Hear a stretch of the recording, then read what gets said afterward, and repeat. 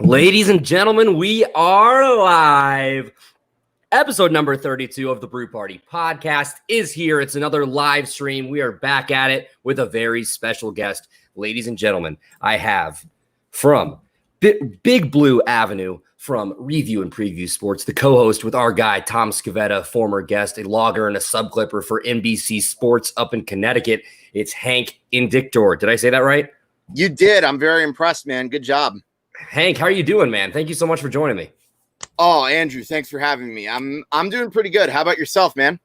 I'm great. It's Monday night. The Bears are 5-1, and we're gearing up for probably this has to be the biggest game of the season here with the Rams. I will ask you about your thoughts on that towards the end of the podcast. I want to start with you, man. Let's talk about Big Blue Avenue, what you got going on over with Thomas. So that's a Facebook Live show dedicated to the New York Giants. You guys are two huge Giants super fans. Can you just tell me a little bit about that, how that all got started? Oh my gosh. So for starters, during the summer, one of the things we did, you know how there was like no sports going on and like nothing really to watch. One of the things Tom did was he wanted to do a show like talking about every Giants playoff team from like the millennium on out, like starting in 2000. And we do have 3 episodes, so if you go look into the archives of Review and Preview, you can find those, 2000, 2002, and 2005. And then when the season started, Tom basically wanted to do a show talking about the current Giants called Big Blue Avenue. And since he and I had good chemistry on the other show, and since I'd been a caller on like other episodes of the show to talk about the Giants and the Yankees and whatnot, I think that's probably why he wanted to put me on. And it's been a lot of fun. It's really a great side project that I do while I'm waiting to go back to NBC and whatnot. What's up, Tom? How's it going?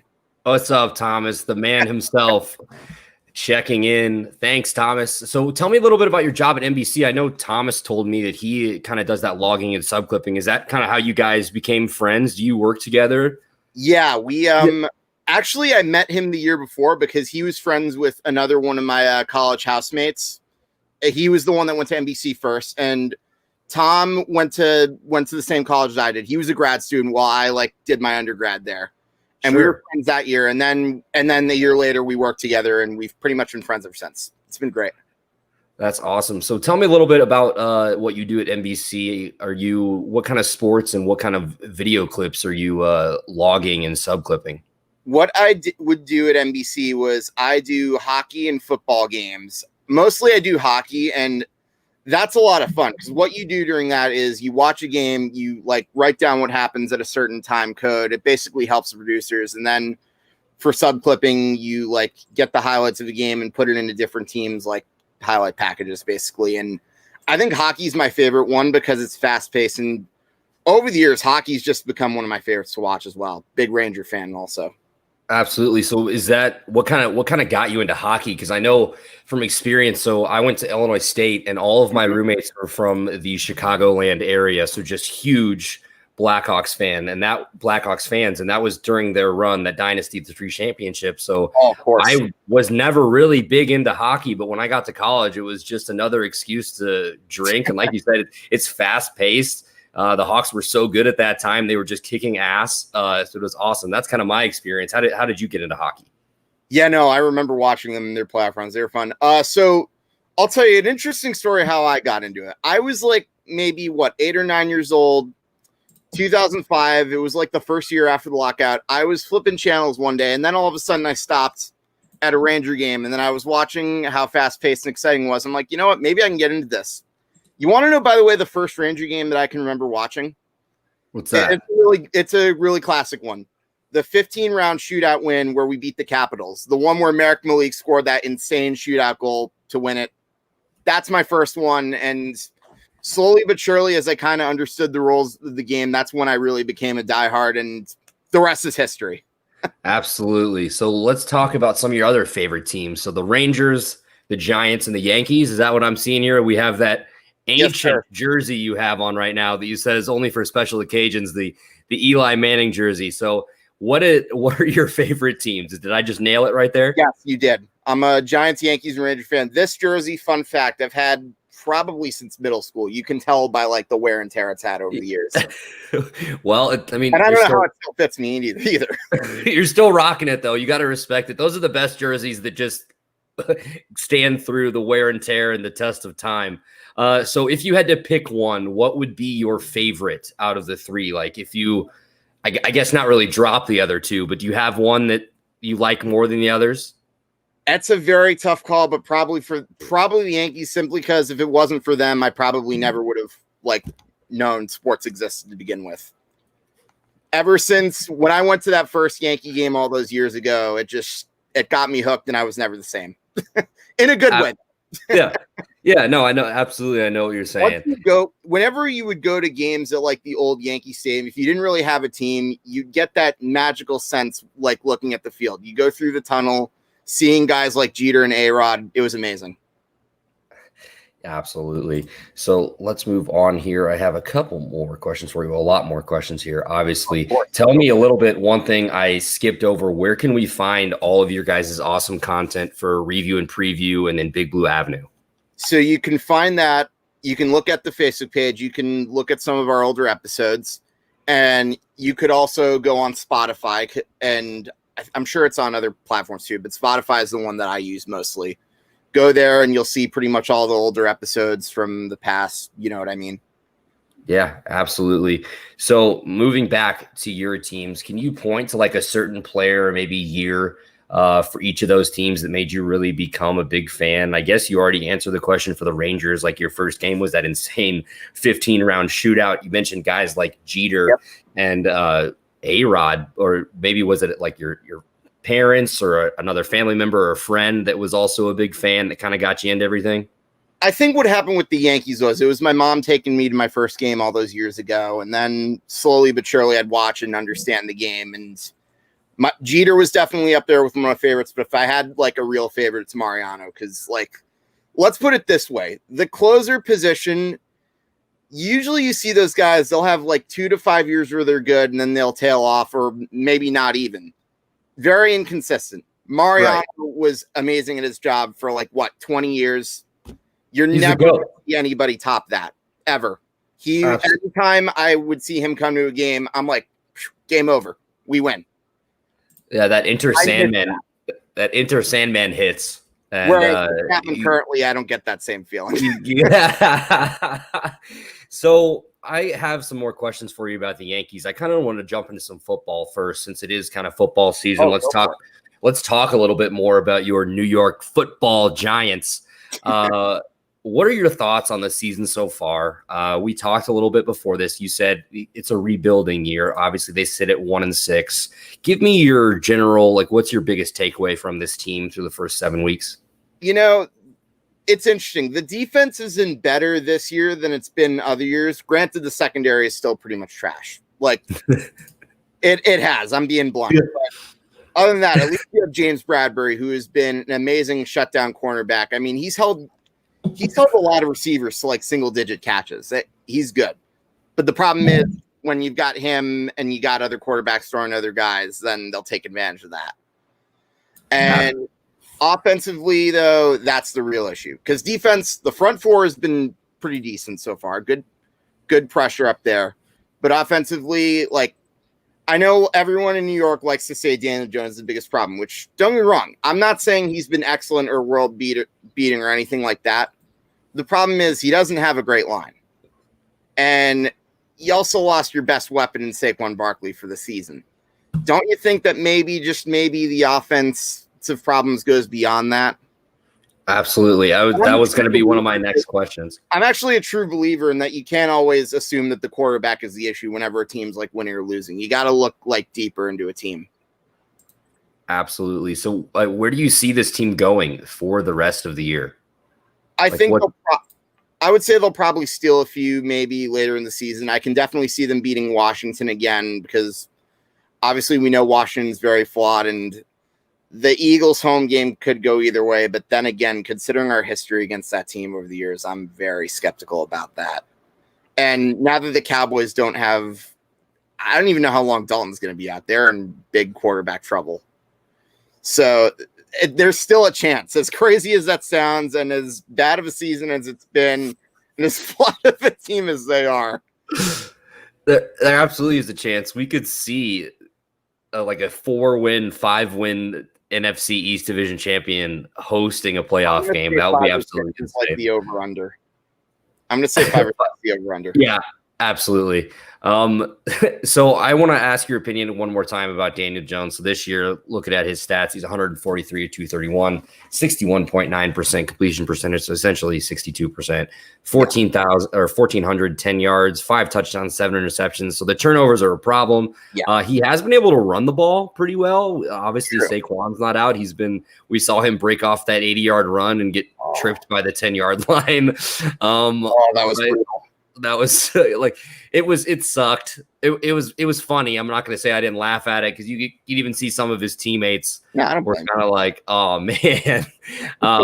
But what are your just overall thoughts about Daniel Jones? Is this a player that you guys can build around? Like, do you think he is the franchise quarterback for the Giants? I'm not 100% sold on him, if I'm being honest, because like I said, there are times where he doesn't read the field well, and I'll see him throw into triple coverage whenever there's a guy open when he shouldn't be. And I'll see him take those like unnecessary risks. But I also know that he can run the ball like when needed, and he's got a good arm. So the talent's there. It's the decision making that's the that's the issue for me personally. Absolutely. What are your thoughts on Joe Judge? Obviously, it's year one. There's a lot stacked up against him. Is there an asterisk on this year? We know how hot seats can get for coaches in the NFL. How long of a leash does Joe Judge have? Do you think this year is just kind of a throwaway? Oh, I like Joe Judge a lot. I think he's been doing a great job. He's been every single game the Giants have been in. If you've noticed, they've been in it. Like with the exception of the San Francisco game, obviously. I don't think Joe Judge has to worry about losing his job. He's done a pretty good job. The problem is he has little to no talent on this team. If you really look at it, he can only really work with what he has. And the fact that he's having them in most of these games, that's a testament to how well he's doing. And all the guys on the team seem to respect him, and he's holding them accountable. Like, look what happened with Andrew Thomas. He got benched before the Redskins game for like being late to a team meeting. So there you go. That tells you what you need to know. And David, I agree with you. He should be safe for like the next 2 to 3 years. Absolutely. David, thank you so much for that comment. I agree. We just see the culture in the NFL, depending on what franchise you're at, that win now mentality just kind of happens when it's unrealistic for a lot of teams. And you've mentioned the talent on this roster. It's not something that they have a lot of. And that's not to say there are no good players on the Giants, because that's just not true. You have young guys like Jabril Peppers that you can build around. You mentioned the other corner that's balling out for them. Bradbury. Yes, absolutely. The offensive line. But like Evan Ingram, I like him as a tight end. Like Golden Tate, I think is a solid receiver. Maybe you guys go out and try to get like a true number one, because I don't think Golden Tate really is a true number one receiver, really good or not. But I like Darius Slayton, and I think you have weapons on this offense. Can your offense stay healthy? Obviously, you bring Saquon back, and I think it's a very different story for Joe Judge next year. So I want to ask you to step into Gettleman's shoes for a minute. You are the GM of the New York Giants. We're going into the offseason. Who are you targeting first? I know you said you're not super proficient on the draft prospects, so you can give me free agents or just an overall position of need. I would say an offensive line is definitely something to get, because that's been an issue for years. I know Andrew Thomas, the jury's still out on him, but left tackle has been a problem for a while. I mean, look what happened with Eli at the end of his career. He did not have that. He had to deal with Eric Flowers, for crying out loud. Well, come on. Andrew Thomas got that 2-point conversion earlier in the year. I think that was pretty awesome. I'll give that first round pick's paying off, Hank. I'll give you that. But then there've been other games where like he's been like beaten easily. So, and a cornerback too. That Tom, great point. I was getting to that. That's definitely another need. I mean, you have Bradbury, as I mentioned. He has been absolutely locked down, but you got to have someone else doing that too. Thomas, thank you so much for all the great comments. I also appreciate you liking my background. It's new. Shout out to my graphic designer, Caden Bergschneider. Hit him up for all of your graphic design needs. Yes, second cornerback, offensive line. What if you guys get down to that first pick? What if let's say you lose out? I don't think that's going to happen. I see at least 2 or 3 more wins for this team at the minimum. If you guys have the number 1 pick and a guy like Trevor Lawrence is there, do you take him? That's a really tough question. And I wouldn't blame the Giants if they were like going to consider this, if I'm being completely honest with you, because Trevor Lawrence is a guy that, like, from what I've heard, because keep in mind, I don't really watch too much college football, but from what I know, this guy's a game-changing talent at quarterback. So maybe you can see why they wouldn't want to miss out on him. With that having been said, Daniel Jones has only been playing 2 years with the Giants. Like, giving up on him so early, on one hand, you can look at it as a sign that, oh, okay, maybe they're admitting that they made a mistake with that pick, which, don't get me wrong, I'm not going to sit here and tell you I was thrilled with that pick when he was drafted, because he wasn't like scouted that high. And I know a lot of people said it was reach, but you also don't want to give up on him too soon. Maybe he's better than you realize. So it's definitely something to think about. And that's why, like, all season long, I've probably been saying that nobody on this team has more pressure on him than Daniel Jones himself.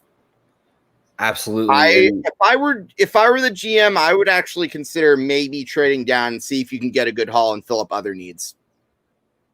That's exactly what Thomas just said. You guys are on the same page, co-hosts. Look at that.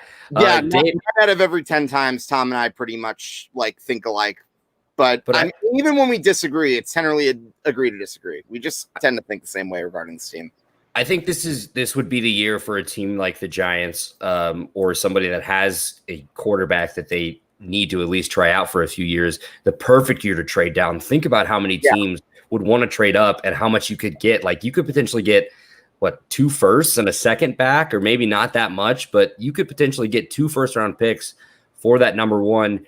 Shore up that offensive line and take the best corner available.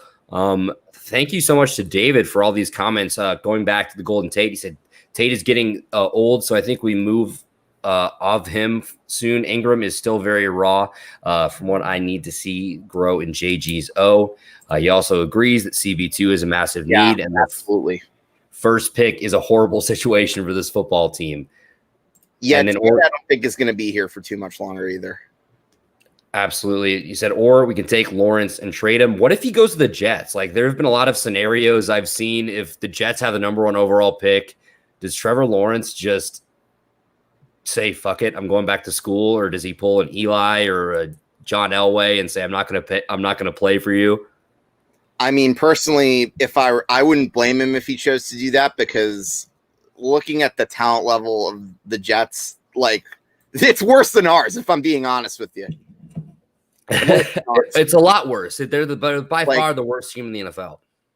Like, I don't know if drafting him automatically makes the Jets better, because then you still got the offensive line. You still don't have a lot of receivers to throw to, and almost everything about the Jets is flawed. Let's put it this way. Hot take. Almost everything about the Jets is flawed. Yeah, thanks, Hank. That's a good one. I'm sorry, but it's true. It is. No, it's true. I'm not. And I feel bad for Darnold, because he's not a terrible quarterback. Like, I've seen him win games for the Jets. Like, the problem is he's got nothing around him, and it doesn't help that he's got an absolute clown as his head coach. Puts the offense into hyperdrive, dude. What else do you want him to do? Exactly. That's why. Also, back to my point. You can't necessarily look at the quarterback and assume, oh, they're the reason, they're the problem if they're losing so much. Absolutely. It comes down to a whole, there's too many guys on the roster, too many coaches involved in the organization for it to just come down to one person. I do want to say that the Buffalo Bills are on my personal shit list this week for not being able to cover the 12.5-point spread against the Jets. Like, 6 field goals, and you can't score a touchdown against the Jets. I was super high on the Bills to start this season, and it's just their stock is trending down for me. I know obviously they get the win by 1 touchdown, but the Jets are by far the worst team in the league, and the Bills are supposed to be taking that extra step. Obviously, the Patriots aren't going to be there, so it still looks like the Bills, the AFC East is the Bills' division to lose. I want to get back to your division, the NFC least, as I like to call it. So how many wins will the division champ have? Let's go through this division. So right now, if we're looking at the standings, the Eagles are in first place with a record of 2-4-1. The Washington football team and the Cowboys both are at 2-5. And like we said earlier, the Giants are 1-6. How do you see this division shaking out? Do you have a division winner in your mind? And how many wins do you think it'll take to get to that spot? I think whoever I pick to win this division, if I'm being honest, it's going to be by default. Let's be real. Right. Because I think the amount of wins it'll take, I'm going to say maybe 6. And it'll probably be, it might be Philadelphia. And here's why. I think despite the fact that they have a terrible offensive line, I still think they have the better quarterback out of the other teams in the division. Carson Wentz is a guy who can definitely steal some for you. I mean, look what he did last week. Absolutely. And Dallas is pretty banged up. Not only are they banged up defensively, like they're not even going to play for McCarthy. McCarthy like totally lost that team, and we're not even halfway into the season. Yeah. So I'm and not to mention their quarterback situation is ugly. I don't know how long Dalton's going to be out for. So they're in trouble, and the Redskins, while they have a good defense and all that, I don't trust them. They're in a mess too, probably in a worse of a mess than the Giants are for sure. The Giants, I can definitely see them winning, stealing a few by the end, but unfortunately, I think Philly's winning the division. I think so too, and there he is, your co-host again, 6-9-1. I think that is the safest pick because Carson Wentz is by far the best quarterback. The Cowboys are down to DiNucci or whatever his name is from James Madison. Should they try to trade for Ryan Fitzpatrick? Like, throw him in there, see what he can do. I know their defense is literally on pace to be like the worst defense of all time if they keep allowing this many points per game. And honestly, it just seems like they've checked out on Mike McCarthy. It seems like they just don't want to play for him. And he's a guy that's in there year one like Joe Judge, and that just doesn't seem to be the case for the Giants. They seem like they like him, seem like they want to play for him. It's just completely opposite situation down in Dallas. David, I do want to address this. NFC champs, not NFC least, only division where all teams have won the big prize. That's true, but I'm more so talking about how garbage your division is this year. That's where that stems from. Congrats on all the championships there, David. Let's move on. Memory though, from being honest. Yeah, absolutely. I mean, I was a freshman in high school the last time we won a Super Bowl. It's what's a crazy stat is I think like over the last 10 years or whatever, like the Giants have like the least amount of wins like over anybody. And you think about how bad like teams like Cleveland or like Jacksonville have been. What season in there? Yeah. The Rams have had some pretty bad years too. Yeah, it's really sad. And I think that's probably the reason why you see a lot of fans like overreacting, saying fire Judge, fire Gettleman, trade Jones, et cetera, et cetera. And I get it. Believe me, I'm getting to be as impatient as like most fans, but I'm also at the same time trying to be rational and realizing who's on the roster. Yeah. Tell me this, how does Dallas shit the bed against Washington football team? Oh my gosh. I mean, they're just terrible. They're a mess. That's all I can really say. Their defense can't stop anybody, and then they knock Dalton out on a pretty questionable, probably dirty hit there by John Bostic. The Bears, we're not claiming John Bostic, okay? But that was bad. Like even with Dalton in there, they weren't moving the ball. Like their offensive line is terrible. This is not the Cowboys' offensive line that we've seen from past years. That honestly, like they weren't a great team, but you could rely on their offensive line. 10 years ago, Seattle won NFC West at 7-9. Giants were 10-6 that year and missed the playoffs. Yeah, that's absolutely insane. We could see something like that again this year with how good the NFC West is right now. Let's move on, though. Let's talk about the best teams in the league. We already hit on the NFC East. Let's look at all the other divisions. First, I want to talk, who are the legit Super Bowl contenders in this league? I have a few right off the bat. I have to put the Chiefs in there.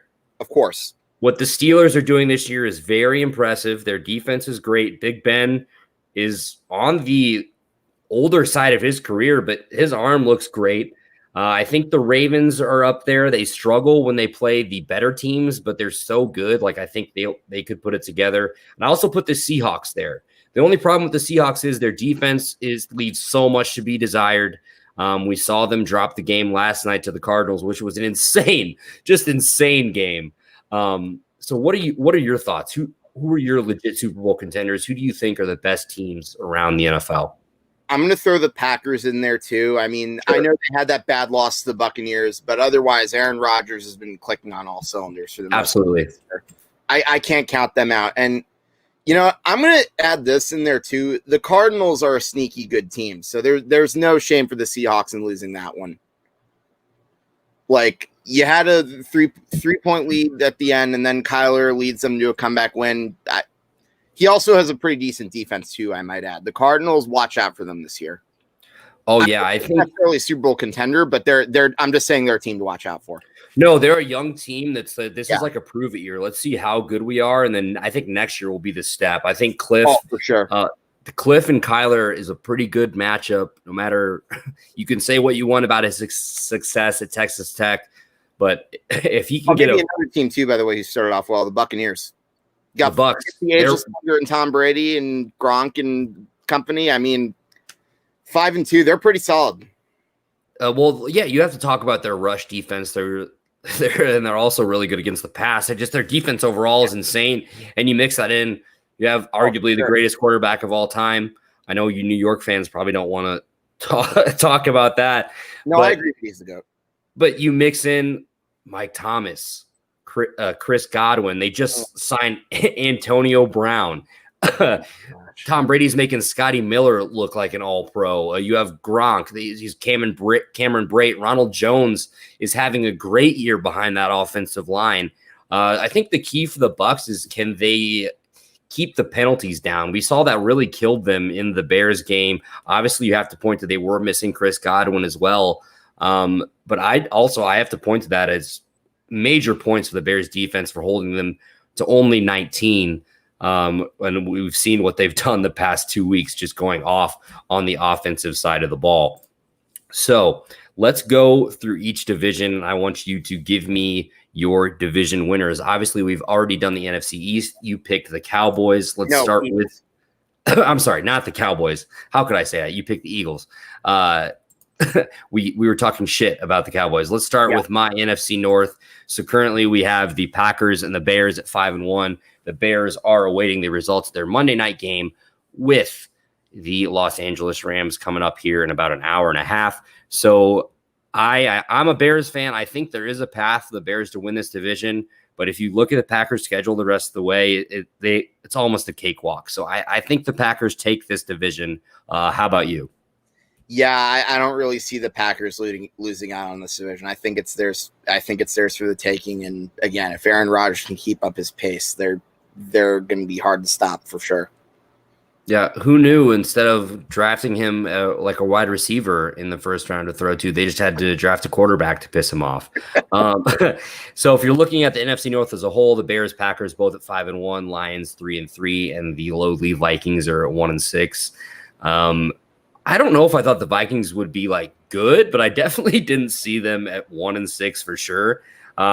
Is Kirk Cousins' seat getting hot? I know Gabe Flayton would be the one to ask about this. I don't know. That contract is looking like a really, really bad investment for the Vikings. I think and unfortunately, they're going to be stuck with it for a while. You think? Yeah, that sucks. Yeah, that really. I think they're probably, the sooner they cut ties from Kirk Cousins, I think the better they'll be. What about the rebirth of Jimmy G? He has looked pretty good since getting benched against the Dolphins. Let's talk about the NFC West next then, because I think that is one of the strongest divisions in football if we're going through the standings. Obviously, the Cardinals, the surprise there, they're in second place in the division, 5-2, coming off a huge win over the Seahawks, who sit at 5-1, still technically in first place. The Rams are 4-2, obviously depending on this Monday night result here against the Bears. And then we have the 49ers at 4-3 at the bottom of the division. I think top to bottom, you have to say the NFC West is the strongest division this season. Oh, without a doubt. You've got these three. The last place team would be in first place in my division. That's how strong it is. And actually, Tom, you bring up a good point. San Francisco, whenever Jimmy G is healthy, they don't lose. Like, look at his record. It's insane. I think he's only lost, 5, 6, or 7 games? Oh, wrong. Jimmy G.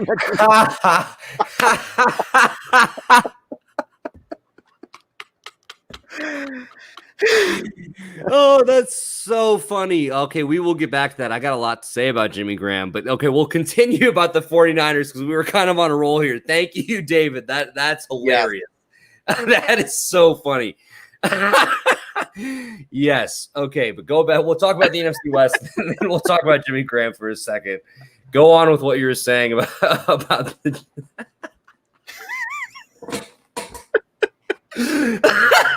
that was awesome. That was so funny. I really thought he was talking about Jimmy Garoppolo.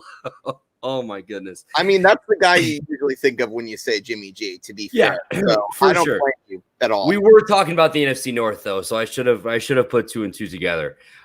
So finish your thought about the 49ers. Give me your NFC West winner, and then we will go back to the Bears for a second to talk about Jimmy Graham. Okay. So I think the Niners have a bit of a tougher road to win the division. So I think they're probably going to be a wild card team. And I think it's also going to hurt them that they don't have Solomon Miller and Nick Bosa, because those are 2 really good guys in your front 4. So that's a loss right there. Mm-hmm. But you still have Kittle, Debo, and I think Mostert got hurt. But either way, that's a good offense. And it's a much different team when Jimmy Garoppolo is healthy. We saw that 2 years ago when he wasn't there. And he pretty much came this close to leading them to the Super Bowl. So I'll still say they're a playoff team. But as far as division winners, I don't know if I can bet against Russell Wilson, the Seahawks, man. I think he's an easy candidate for sure for MVP. Absolutely. He had the best game yesterday, but he's been very solid. And he's carried the Seahawks to a lot of wins, too. They've won, like, a lot of close games, right? Like, it's not like there have been too many blowouts in there. Right, their offense, he's just been clicking with DK Metcalf. And we saw Tyler Lockett have that insane game last night, 3 touchdowns. I think he scored like 56 fantasy points if you're in like a PPR league, which is incredible for football. But he was just all over the field. But Russell he's the heart and soul of that team. I feel like as he goes, that team goes, because we mentioned earlier on the podcast, the defense just leaves a lot to be desired. They are susceptible to get beat. We did see them last night. Without Jamal Adams, but somehow they still sit at 5-1. You have to be pretty happy about that if you're Seattle. Russell Wilson definitely is my pick for the NFL MVP so far. 3 picks? Another stat. If you look at the Seahawks last year, they barely, their point differential was pretty low. That tells you how Russell Wilson carried them to a lot of wins. And he probably should have beaten the Packers in the divisional round. I know you'll probably agree with me on that. Absolutely. The Metcalf tackle was absolutely insane. He got up to a speed of, I think, like 21 miles an hour. If you didn't see the play, the Seahawks were on their own like 5-yard line. Wilson throws a pick at like the 1. Budda Baker was about to score. Metcalf chases him down from like 10. He was like at least 10 yards behind him at one point and saves. And then the defense actually came up with a stop there. He saved a touchdown and really impacted the game. He didn't get a lot of touches. Then he gets that touchdown that gets called back in overtime. I know that had major fantasy implications in one of my leagues for sure. But I want to get back. So since I guess I call myself a bear, David, but I didn't know you were talking about Jimmy Graham. So Jimmy Graham, his resurgence has been awesome. I mocked this signing for the Bears this offseason. We saw what he did in Green Bay. Maybe he was just underutilized there. But as far as Chicago goes, Jimmy Graham this year, there is an argument that he is their number 1 red zone option. Obviously, you have to point to Allen Robinson just because of his prowess as a number 1 receiver. But Jimmy Graham, like the thing about him this year, he's not trying to do too much. We saw him last week. He had like 3 catches for 30 yards. But if one of those can be a touchdown, if he could just make himself get open every time they get in the red zone, I'll take that. I wasn't expecting a lot from Jimmy Graham. I think he already has 4 or 5 touchdowns on the year. You have to take that coming from a veteran presence. And good for him, though, because I was talking shit about this move. I thought he was washed up. Maybe the Packers and Seahawks just weren't using him correctly. No, yeah, I agree. I think he's been a good acquisition for you guys. And I think the Bears, I will say this, they definitely have a shot at catching the Packers. I want to get back to them for it because I don't think I really talked about them, and that's your team, so I kind of want to get into them a little bit. Defense is insane. Quinn, you've got Quinn and Mac in your front four. Mm-hmm. I actually have you guys winning tonight, by the way. Me too, dude. They're plus 6. They're 6-point underdogs right now. I think you hammer that. The question is, will the offensive line be able to hold up against the Rams defensive line? But I take our defense in this matchup over the Rams offense this year. Obviously, the Rams have their full O-line back. Cooper Kupp has had a great year. Jared Goff looks okay. They did lose Cam Akers. There is a little bit of question at their running back position. But, I mean, Darrell Henderson Jr. has been doing pretty good. But I think the offense just needs to take another step. They need to be able to start quickly, and they have to score in the third quarter. Like the last week we saw was the first time they scored in the third quarter all year. But the defense, what's interesting for me is our third down percentage. We're like only allowing a first conversion on like 33% of third downs, and our red zone defense is first in the NFL as well. But yeah, you mentioned it. Adding Robert Quinn this offseason was incredible. Because you have to worry about the left side of the offensive line, or the left side of the line. Who are you going to block? You going to block Quinn, or are you going to block Mac? Oh, wait, we have Akeem Hicks coming through the middle as well. So, and then Jalen Johnson, the rookie from Utah, incredible, has played incredible. He's been honestly one of the top corners, top rookie corners in the league. And then Kyle Fuller's work this year has been great. A lot of people have talked about Eddie Jackson, but teams do not want to throw his way. Like, he's been kind of quiet the past couple games. You point to the pick six that got called back last week. You had a pick six that was called back against your Giants. But really, since that game, we have not seen a lot of teams throw Eddie Jackson's way. I think this defense is giving me the 2018 vibes of they're back. Now the question is, what can Nick Foles do with this offense? Can they get a rhythm going? Can they develop a run game at all behind this offensive line? I know Olin Kreutz, former offensive lineman for the Bears that does a radio show up in Chicago now, has called out Cody Whitehair at the center, said he is not doing a very good job reading the defense and helping switch up the lineman's coverage and shifting and stuff like that. And obviously you point to the injury to James Daniels, and it just hasn't looked good on the offensive line for the Bears at all. Yeah, no, it'll be interesting to see what they can do. And, oh my gosh, Cole Kmet seems to be this. I knew you were going to say something about Cole Kmet because I know you've been a big fan of his since the Notre Dame days.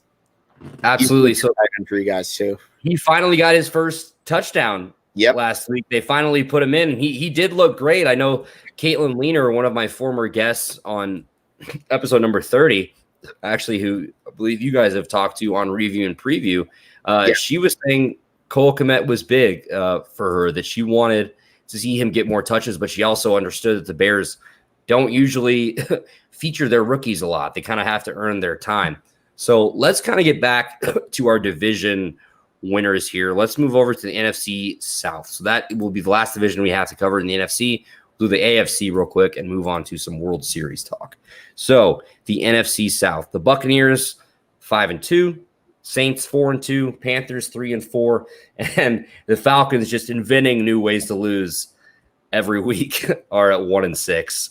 How do you see this division shaking out? I think we have two very good teams at the top, with the Buccaneers and the Saints. And then honestly, I think the Panthers are a little bit better than people give them credit for. Their record leaves a little bit something to be desired at 3-4, but you can't hate what Matt Rule's done in year one. No, I think the Panthers have been sneaky with like their improvement for sure. I think Teddy Bridgewater has been, I wouldn't say spectacular, but he's been a serviceable acquisition for the Panthers. But however, who do I see winning that division? I think I can't count out Tom Brady and the Buccaneers, man. He's been pretty good. He's shown that he's still got it, and he's still got a lot of stuff left in the tank. Whereas if you looked at the Saints, Drew Brees, unfortunately, I've been seeing a lot of games where I don't see him throwing the deep ball too much. Like, I'll see them rely on the running game, which, like, that'll work in some cases, but I can't see the Saints going too far this year. Yeah, I don't know. And there's so much up in the air with the whole Michael Thomas situation. Like, how much are we going to see him play at all? Alvin Kamara's had a great year. My real questions are, like, I think you can see Drew Brees' age. Yes. He does. He's not throwing the ball as far as he is downfield. You point to that as being he doesn't have Thomas to throw to, a lack of weapons. But, I mean, either way, they're 4-2. I like the Bucs to take this division. I just think Brady has finally gotten into a rhythm here with Evans and Godwin. And then if you add in Antonio Brown and he's like actually in shape and like ready to go and has his head on straight. Yeah. If you get, like, I saw somebody say something interesting. If you get 80% of 2018 Antonio Brown, like, he's almost their best weapon already. So I think their offense is going to be pretty scary. Tampa Tom takes it. Saints probably get the number 5 seed and lose in the second round or not after knocking out the NFC East. Nice point there, Thomas. Another good scenario. Bucs win this division comfortably, I think, David. Absolutely. Yep. He agrees with us. So let's move on to the AFC. So we'll start with the AFC East.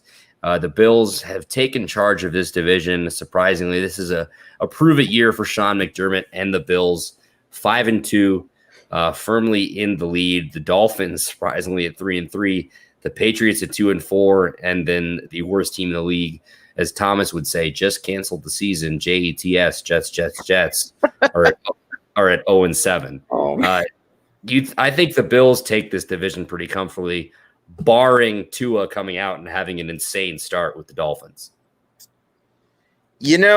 I wouldn't be shocked if Tua had a good start with the Dolphins, but I got to stick with the Bills. I think that division is theirs to lose. Absolutely. I think overall they have the best team, like, defensively. And then if Josh Allen can take care of the ball, they'll be just fine. What do we see from the Patriots the rest of this year? The offense has looked anemic the past 2 weeks. Does Bill Belichick start lighting a fire under Cam Newton's ass? We saw him get replaced after 95 yards and 3 interceptions last week. Very rough couple weeks for the Patriots. It'll be interesting to see how they go about the rest of the season. The only NY football team. All right. AFC West. Who do you have going out in the West? It's got to be the Chiefs. That's a dumb question. They're at 6-1. Not even debate. Right. Raiders at 3-3. Chargers and Broncos both sit at 2-4. There's no way they drop this division. We saw the Raiders in the Bucs game yesterday on Sunday. The Raiders were competitive for the first 3.5 quarters, and then within 5 minutes, the Bucs went from up 4 to up like 25. So they did have that win over the Chiefs earlier in the year, but it's just not sustainable. I don't think the Chiefs are losing more than 2 more games. Yeah, I would agree with that. I think the Raiders probably won. I think the Raiders won that because, like, simply they were due to beat the Chiefs at some point because the Chiefs had been, like, winning so many games against them for so long. I think the Raiders just had their lucky breaks. But other than that, I know the Chiefs are going to get their revenge against them. And, yeah, I think 2 or 3 losses is the over-under for them. That's a safe bet, I would say. Absolutely. And they're a team that I would not be shocked if they somehow repeated. And as far as the North goes, that's an interesting division right there. You got 3 teams that are competing. You got the Steelers, the Ravens, and the Browns. I can't believe I'm saying this. This is true 2020 right there. The Browns, yeah. The Steelers are 6-0. The Ravens are 5-1. The Browns are 5-2, and then the Bengals are 1-5. But I think the Bengals are better than that 1-5 record, or 1-5-1. I'm sorry, they tied the Eagles. I think the Bengals are a little bit better than that record. We saw them blow a 21-point lead against the Colts a couple weeks ago, and then they were competitive with the Browns this Sunday.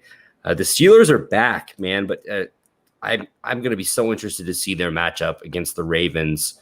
How do you see this division shaking out? Yeah, it's interesting you mentioned the Bengals. Like, I I think they're a team that's young and still trying to learn how to win and finish things off, but otherwise they seem to be trending upwards. I know the Browns probably, I can see them maybe making the playoffs because remember last year everyone's like expecting them to be doing so well. Now this year they're saying, oh, they're the same old Browns, but then we forget why we had the high expectations for them to begin with. They have the talent, but can they execute? That's the thing. And is Baker Mayfield the real deal is the question. I don't think they're winning the division. I think it's going to come down to Pittsburgh and Baltimore, and I have Pittsburgh in that division simply because, look, I think they're a complete team. I think between Ben and Lamar Jackson, I think Ben probably might be the one you rely on in big games. And not to mention, he's got a lot of really good weapons around him with Chase Claypool, Juju Smith-Schuster, and what's his name, Cam Hayward? Cam Hayward is on defense. Steelers win this division with 13 or 14 wins. That's and not to mention, I haven't even gotten to their defense yet. It's insane this year. I haven't even gotten to their defense yet. They're that loaded. I don't see how. I think they're winning the division. And to be honest, I think the Ravens are a team. Well, yeah, they've shown signs that they're good. I don't see them doing as well against the bigger teams. Look what happened against the Chiefs. When you put them into a corner, like that's when they start to struggle, and you see that Lamar Jackson has his problems at that point. Yeah, they'll beat the shit out of any lowly team, but when it comes to like a big matchup, I don't know if they put their tails between their legs or they just pucker up or what, but they leave something to be desired. When you look at the game against the Titans, you can see how you can game plan against them. Once you take an early lead against them, then they start to buckle. That's what I've noticed about the Ravens. Yeah, absolutely. And their run game, it just hasn't been the same as it was last year. But they're still Lamar is so explosive. I'm just waiting for them to kind of break out one week. It'll be interesting to see how it goes the rest of the year. But I mean, the Steelers picked up that big win against the Titans yesterday. And, it was 27-24. Gostowski misses that kick to tie it. But honestly, like the Steelers were up by a lot in that game, and they kind of just fucked around in the second half and had a few bad turnovers and kept the Tennessee Titans in it. Let's move on to our last division here, the AFC South. So if we go over that, the Titans are at 5-1, the Colts are at 4-2, and then the Texans and Jaguars are both at 1-6. So this is a two-team race here. I think the Titans take it though, but the Colts defense is really, really good. Yeah, the Colts definitely have a good defense, and that's pretty much helped them win a good amount of ball games. But I would definitely be taking the Titans.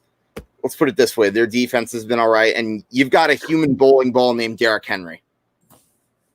That's all I got to say regarding their offense. He's so hard to stop. I've seen so many funny clips of him. I don't even know if you can stop him. I think the best you can do is contain him. Yeah.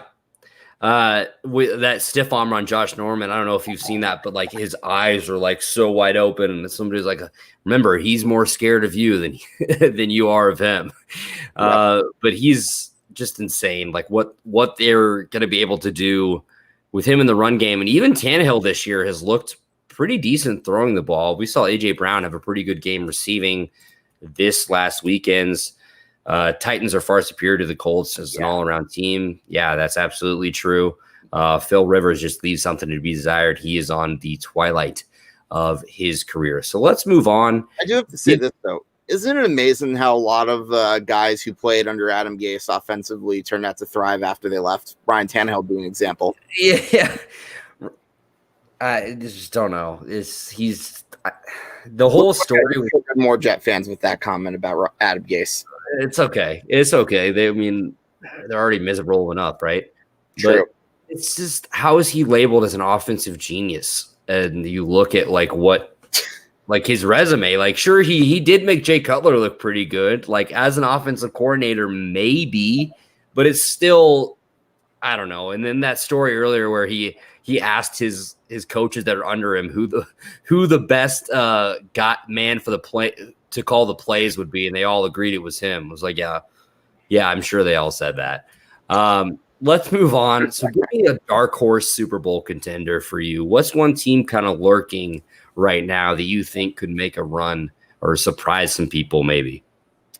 Arizona Cardinals. I think simply put, they have a pretty decent defense, and I really think Kyler Murray is for real. I mean, look, I logged a few games for him last year. He had some signs to show that he could be a good quarterback in the games that I logged. I think the problem was he didn't have as good of an offensive line, and look what the Cardinals did. They fixed that, and their defense has also improved. I could very well see the Cardinals being a sneaky good team, and maybe they could surprise people come January. HE 100% accurate, David. Absolutely, David. You said it. So, NFL MVP. We both mentioned Russ earlier. So do you have any other names on that list? Do you think a guy like Derrick Henry could actually make enough noise to win the MVP as a running back? If he keeps going at the rate he's going and the Titans keep winning all those games, I wouldn't rule out that possibility. Absolutely. I think that's a great point. I think you have to throw Rodgers in the conversation. People are always going to throw Patrick Mahomes in there as well. But like clear cut right now, I think it's Russ. It's got to be Russ. Most valuable to the team. It's got to be Russ. So give me your NFL Coach of the Year candidates. I want to start. I'm going to go Mike Tomlin. The Steelers sitting at 6-0. I knew this team was good. I didn't know 6-0 undefeated good right now. Yeah, Mike Tomlin's a guy that I think we forget how good of a coach he is. All these years, look at last year. The Steelers were very banged up. They didn't have Ben, but yet he somehow managed to keep them afloat up until week 16 and 17 when they lost. He's a guy that doesn't really get enough credit. I know sometimes Steeler fans accuse him of playing down to competition, but other than that, he's kept them competitive for all those years. I think we forget that you don't do that if you have a coach that stinks. Don't forget Mr. Brady. Yeah, I like Tomlin. If I'm trying to think of other teams, honestly, maybe Cliff Kingsbury, what he's done with Arizona this year. I guess maybe Sean McDermott of the Bills. Yeah, absolutely. Absolutely. Maybe this is Homer, but does Nagy get anything for the Bears being 5-1? I feel like they're overachieving a little bit, or at least from people thought. Matt Nagy is a very underrated coach. He is a really good record too, doesn't he? What is he 20 something? Yeah, no, I mean, you think about it. So his first year they go 12-4. They went 8-8 last year, and now they're 5-1. So Mike Vrabel, that's a good point, Tom. Vrabel as well. That is good. We were definitely forgetting about it. And then David also adds Gruden in there. I think that's I think that is actually good. The major second place with very good chance of actually making the playoffs. Raid. He's a possibility too. So any final thoughts on the NFL? So you picked the Bears tonight. You think they win outright over the Rams? Yes, probably a low scoring game, but I'm going to say 24-17. 24-17. Lock that one in. Hank's picking the Bears. Tune in after this. Bears. My dog is going to pick the game. He's 1-0. He picked the Cardinals last night. I'll be posting that video after this interview. So let's move on to a little bit baseball talk before we close this out. The Dodgers currently lead the Rays in the World Series 3-2. Give me your biggest takeaway from the series so far through 5 games, heading into Game 6 tomorrow at 7:00 Central, 8:00 Eastern. I mean, what can I say? This is probably the best Dodgers team out of all the teams that came up close. And they've had a lot of guys in their lineup produce. Corey Seager, for instance. I mean, look at the NLCS he had. He put up historic numbers. What do you have? 5 home runs in that series? Unreal. Right. And not to mention, I think people forget how good of a pitcher Clayton Kershaw can be in the postseason. I know everyone likes focus on the negative, but you look at this World Series. He's 2-0. He's only given up 2 or 3 runs per game. Yeah, absolutely. I actually have. So his postseason stats as a whole, he's 4-1, 2.93 ERA, 0.91 WHIP with 37 strikeouts. I think it might be time to put the Clayton Kershaw choker narrative to rest. Right. That's what I want to see the Rays win this series, to be honest with you. Just that small market. I love just the chemistry they have as a team. What Randy Arozarena is Oh doing my has been gosh, that guy's incredible. fire. I was about to get to him too.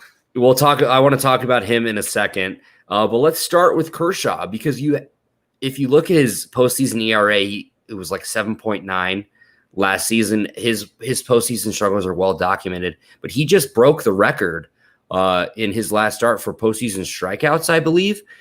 You have to put some respect on his name. Look at his regular season ERA over the past X amount of years. It's the lowest out of anybody. He is one of the greatest pitchers of all time. So I would like to see him get over the hump, finally get one.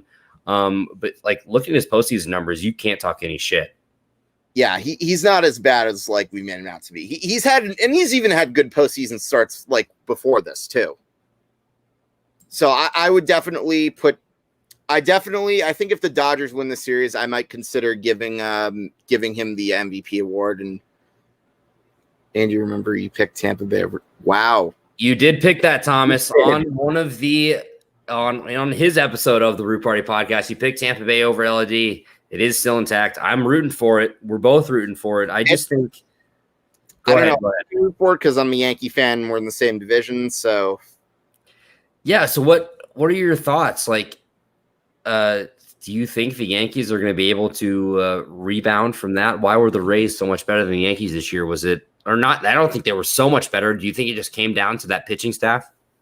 I think that was part of it. I think the Rays came up with some timely hits. They were a good, fundamentally sound team. Let's put it that way. The Yankees, every year in the playoffs has unfortunately ended the same way. They would, in the big moments, rather than focusing on putting contact on the ball, they would strike out at like the big moments and like go for home run or bust a lot. And what do you know? It happened again. But I think the real turnaround I look at in the Yankee series was game 2, obviously. And the failed experiment of starting Davy Garcia for one inning and then just saying, let's just take him out and throw J.A. Happ. That's not going to hurt us at all. that one, I think that was the real game changer. Boone had a plan, man. See, here's the thing. I don't know if it's necessarily Boone. If you follow the Yankees, you'll know that, like, I think Brian Cashman and Aaron Boone kind of go together and consult each other for, like, decisions based off of analytics and whatnot. But the problem is, I think the Yankees live and die by analytics at times, and that's an example of where it came back to hurt them. Absolutely. So let's jump back to the Rays real quick. You mentioned Randy Arozarena. I mean, I'm a Bears fan. I'm also a St. Louis Cardinals fan. Get mad at me for that if you want, whatever, the two cities thing. But the Cardinals gave up Arozarena this offseason in the Jose Martinez deal. They did get back Liberatore, who is supposed to be a very, very good pitcher. But this one hurts, man. Like Randy Arozarena, he just broke the all-time record for postseason home runs with 9. That would be like more than any of our, like he's already hitting better than anybody in the Cardinal outfield, the position where he would be playing. If you look at his stats, he's has 19 games in this postseason. He has 27 hits. He's hitting 370, 808, and 1.247. Just been all over for the Rays. What have you thought about Arozarena so far? Oh, that he's been unstoppable. I mean, here's the question that needs to be asked. Why have teams like the Astros and the Dodgers really been pitching to him a lot? Like, I don't know. Is it they don't lack of tape on him? Like he did play for the Cardinals a little bit. The ball. It's insane. Like, and sometimes in the postseason, you have a lot of those hitters that will just catch fire like whenever without warning. I should mention that Corey Seager, I believe, also this postseason has like 8 home runs himself. So he's like right there behind Arozarena. But it's just been cool to see him kind of come out of the woodwork, just come out of nowhere and have this insane year. But it, as like a Cardinal fan, it just makes you like really question this front office. Like, what are we doing? They were so sold on Harrison Bader, so sold on Tyler O'Neill. And we have a guy that had better stats in AAA and AA than both of them did, but was apparently more expendable than both of them. I understand as a front office being sold on somebody, being like, okay, we're going all in on this guy. Well, this is one that really came back to bite the Cardinals in the ass. And good on Randy for going out and absolutely going on this tear. But yeah, man, I love the Rays to win this series. Do you think it's going to go 7 games?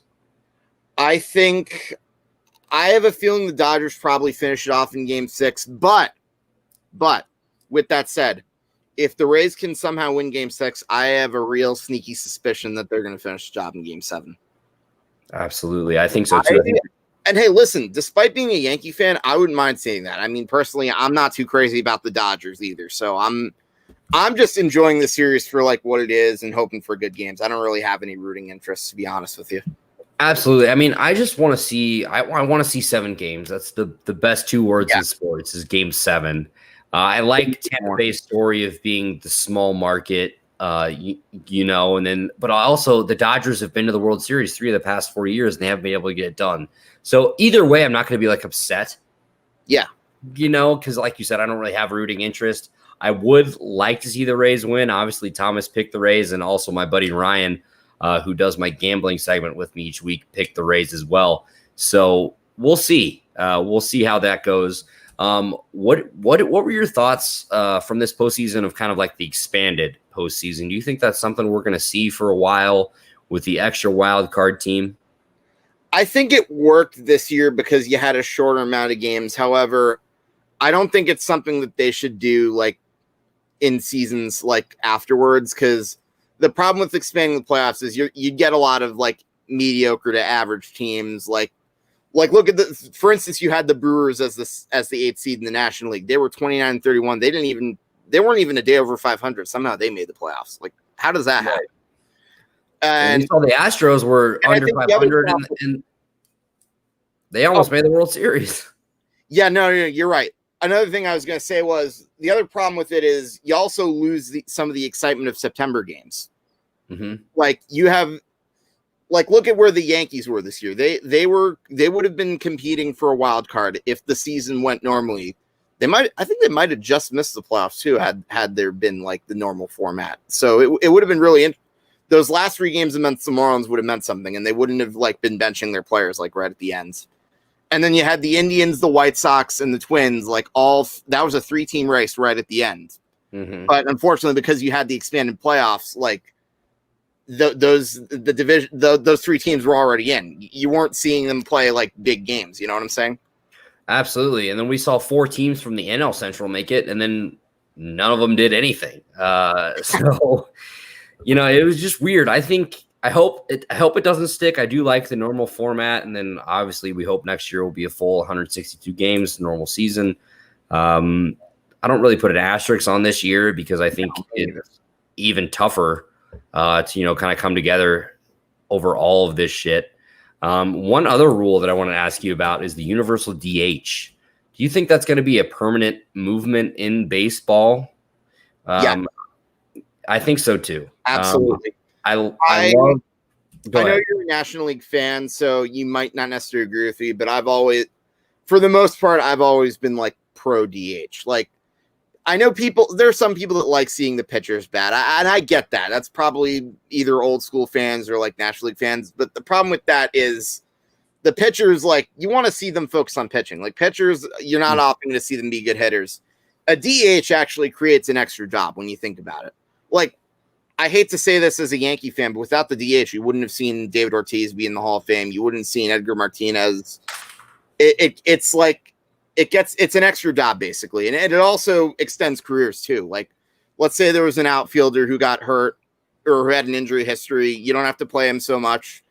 And the perfect example for that was Hideki Matsui. He was playing with a bad ankle, and he was a big reason the Yankees won the World Series in 2009. He did nothing but mash in that World Series. Absolutely.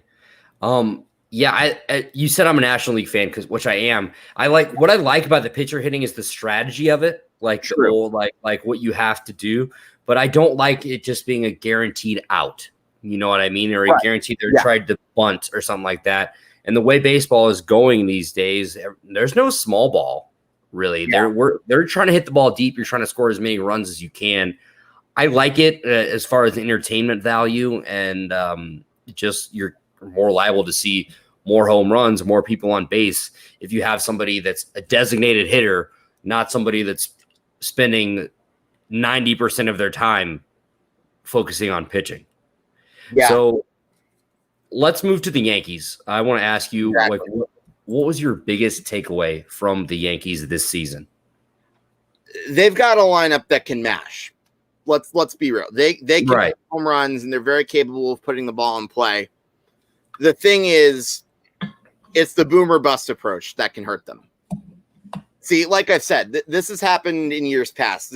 They can win a lot of games with the long ball, living or die, because you'll have teams like the Orioles and, in this year's case, the Red Sox on there with terrible pitching, and they can win games like that. Problem is, once it comes to the postseason, once you've got teams like the Rays, when you're in a one-run lead, you need the home run. That approach does not work. And I remember, and a classic series that I remember was 2 years ago when we lost to the Red Sox. Like, other than that blowout, there were 2 games that we lost by 1 run. And I remember they just could not get the big hit that they needed. And I think that was a real big takeaway. And also the other thing was, other than Garrett Cole, you need more than just him in pitching wise. I think you can't really, and getting to that, I think the other problem is you have a good bullpen too, which is great and all that, but the strategy of an opener in the playoffs, like, it proves my point that the Yankees can live and die on analytics over the past few years. So what would you say they have to do to get over the hump, to get farther than they have the past few seasons in the playoffs? I think it comes down to pitching for me. Obviously, you have Garrett Cole, arguably the best pitcher in the league right now. But who do you have behind him? Like, who are opposing managers, opposing lineups supposed to be scared of for game 2? Like you said, I know Tanaka had a good record in the playoffs, but this year he wasn't great this year. And he's a free agent, so I don't know if he's going to be back. And then you also have James Paxton, who missed pretty much most of the season, and he's also a free agent, and you don't know what you're going to get at him either. So ideally, I would think maybe going after, say, a Trevor Bauer could help, but then again, who knows how his personality would fit in New York. And then I would also consider going with Michael Brantley as a good free agent signing. I know not everyone's talking about this, but he's a guy that's someone that can put contact on the ball and drives in guys with runners in scoring position. That's the kind of hitting we need. And especially with Brett Gardner being a free agent, and I wouldn't re-sign him after the season. As much as I like what he's done for the Yankees, he's not a guy I'd bring back. Really? He's played for the Yankees for, it feels like, a million years. I know. But when you look at our outfield, there's like so many players there, and when you need another guy who can like get the clutch hits. And the thing you have to understand, it's not about what have you done, it's what have you done for me lately. Absolutely. I love Gardner. He's been great. Right. That is the big thing. It's what have you done for me lately? Great to see Hank repping the shoebox tonight, but the Yanks may be overtaken for years to come in the NL or the AL East. That's debatable. That's very debatable because we know the Rays are good, but then you also have the Blue Jays up there, and the Yankees have their they have the money that they can spend if they want. It's just a matter of will they get the pitching to do it? Absolutely. I have a question that's been like pretty burning for me. Can Aaron Judge stay healthy for a full season? Like, we know how big this guy is. We know we don't see baseball players that are 6'8", however much he weighs. I have no idea. It looks like an edge rusher in the batter's box. Is he too big? Like, is he physically too big to stay healthy for a full year? Do you think it's sustainable for him to play outfield all year? I don't know. I'm going to say 50-50, but I'm leaning towards no. And it gets back to my point for what I've been saying about a DH. It extends job and it helps careers. Like, if you were to say put him at DH for some years, that might not be the worst idea. Right. Then, of course, obviously the injuries are going to be something to think about once you get to his free agency in a few years. Do you think that's what they should do this next season? We saw how much he missed even in this shortened season this year. Put him at a DH role for most of the season. I know also you have a guy like Stanton who's not small himself. You could probably split time, but then again, the problem is Stanton too. He's also injury prone. Like, right. I know Aaron Judge has had his injury problems, but let's remember some of them are freak injuries. I was at the game a couple years ago, I want to say it was July 27th against the Royals. He got hit in the wrist. That was when the whole thing started. And I think there was another one where it was just him running out a ground ball, but then something happened. It's really freak injuries like that. It's not like Stanton who just he has to be 100% healthy for him to be in the games, I feel like. Absolutely. And Aaron Judge, I think you always see him trying to be in. There was even a point this year where they put him in too soon, I think. But it's really rough. And as I said, I'm not 100% confident that he's going to be back, that he's going to be extended as a free agent because of all this injury history. And then when you look at the other contracts that they're tied up with, too, that there's that. Speaking of contracts, are you a fan of Giancarlo Stanton's contract? And has Giancarlo Stanton earned his pinstripes yet? I mean, he had a good postseason. I'll give him that. He had like 5 or 6 home runs. It seemed like he was hitting a home run every game, like from the Cleveland series to like the first half of the Rays series. Mm-hmm. Then, of course, there was that last at bat in Game 5 where he like sat at probably what was a really good pitch too. And we're stuck with that for like 12 or 13 more years. I don't like that contract. I'm sorry. I think we lost that trade. I think the Marlins are going to, I don't care. It doesn't matter what the Marlins got in return do. I think the Yankees are really regretting that trade. It's like, let me put it to you this way. Did you ever see that episode of George Lopez where his son wanted to like see the space shuttle launch, his parents couldn't afford it? George said it best in that episode. It's a luxury, not a necessity. That's what Giancarlo Stanton is, or was when they traded for him. He was a luxury. I mean, if you look at the Marlins, like, or what team came, like their outfield, so it was Stanton, it was Ozuna and Yelich. The Brewers come out of that the best, right? They got Yelich for an absolute steal. Ozuna's not even on the Cardinals anymore because of the incompetence of the front office and $200,000. And then now we see Stanton with, I mean, granted, he's super talented. He's going to hit the shit out of the ball if he's healthy, but that's an insane amount of money for one player. Yeah, and if they don't win the World Series, then that contract looks worse.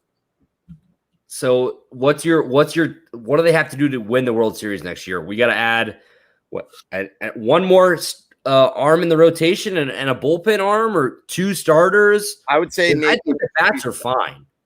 I would say maybe an extra 2 starters. Yeah, another bullpen arm would be good because what's kind of lost is we had a really good relief pitcher, Tommy Kahnle, who was absolutely lights out at the beginning of the season. Then he gets hurt and he's gone the rest of the series. We could have really used him in that Rays series. Could have really used him. Absolutely. So what's your prediction for the Yankees next year? We'll close this out here real quick. I'm going to say they're still competing for the division. Maybe they'll win it, but again, until they decide to change their approach, I don't know how they're going to do. I've gotten to a point where I'm so used to them like swinging and missing the bad pitches and after mashing their way to the regular season. It's just been a given. I'm sorry. I don't mean to sound all pessimistic and all that, but I'm king of pessimism for my teams, man. My Illinois Fighting Illini got beat 45-7 on Friday, so you don't have to me about that. Give me your final prediction for the New York Football Giants this year. What does their record finish at? I'm going to say maybe 4-12, 5-11. I think they'll probably beat the football team again. Although, granted, they did kind of get gifted that win. Don't get me wrong, but Washington's a team that they're really good against. I think they'll definitely win at least one game against either Philly or Dallas. And then there's probably some other team down there the rest of the season I think they'll win. So, yeah, probably 4 or 5. Absolutely. But thank you so much for joining me. One more time, let everybody know where they can find you. Big Blue Avenue with our guy, Tom Scavetta, the Review and Preview Sports Network. Plug any social media, anything you want at all. It is your time. You have the floor, Hank.